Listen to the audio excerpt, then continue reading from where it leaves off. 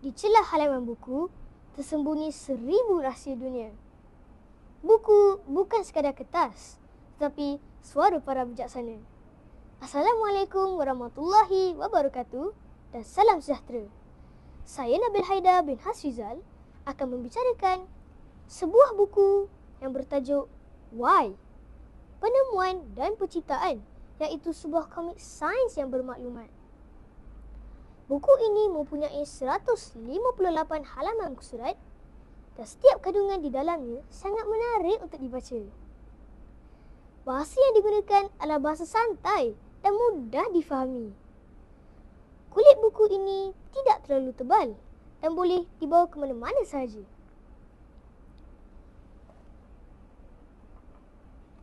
Buku ini menerangkan tentang pelbagai penciptaan dan penemuan penting dalam sejarah manusia.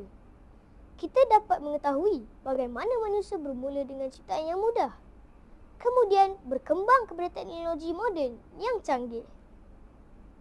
Isi kandungan buku ini disampaikan dalam bentuk komik berwarna-warni, menjadikannya mudah difahami dan menyeronokkan.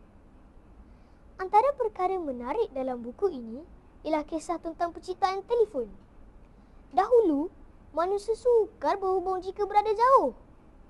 Namun, selepas telefon dicipta oleh Alexander Graham Bell, manusia dapat berkomunikasi dengan lebih mudah. Kini, telefon berkembang menjadi telefon pintar yang kita gunakan setiap hari. Selain itu, buku ini juga menceritakan tentang penciptaan lampu elektrik oleh Thomas Edison.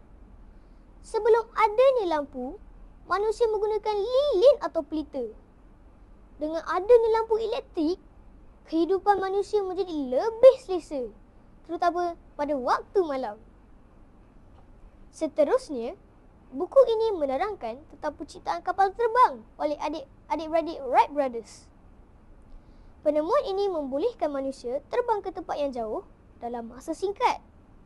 Kini, kita dapat melancong ke negara lain dengan lebih cepat dan selamat. Apa yang paling saya suka tentang buku ini ialah cara penyampaiannya yang lucu dan menarik. Watak-watak komik dalam buku ini sering bertanya soalan dan memberi penjelasan dengan bahasa yang mudah.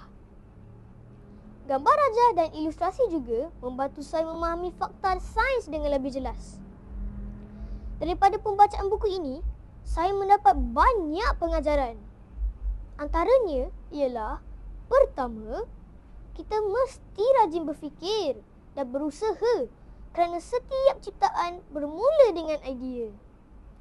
Kedua, kita jangan mudah berputus asa. Ramai pencipta berjaya selepas berkali-kali gagal. Ketiga, ilmu sains sangat penting untuk memajukan kehidupan manusia. Buku ini juga memberi inspirasi kepada saya untuk menjadi seorang yang kreatif. Mungkin suatu hari nanti, murid-murid seperti kita juga boleh mencipta alat baharu yang berguna kepada masyarakat. Sebelum saya mengakhiri bicara buku ini, saya ingin mencadangkan buku ini kepada semua rakan-rakan kerana buku ini bukan sahaja menyeronokkan, malah menambah ilmu pengetahuan tentang sejarah penciptaan dan penemuan dunia. Kesimpulannya, buku Why? Penciptaan dan Penemuan ialah buku yang sangat baik untuk dibaca oleh semua murid kerana menggabungkan ilmu, hiburan dan inspirasi dalam satu naskah. Sekian, terima kasih.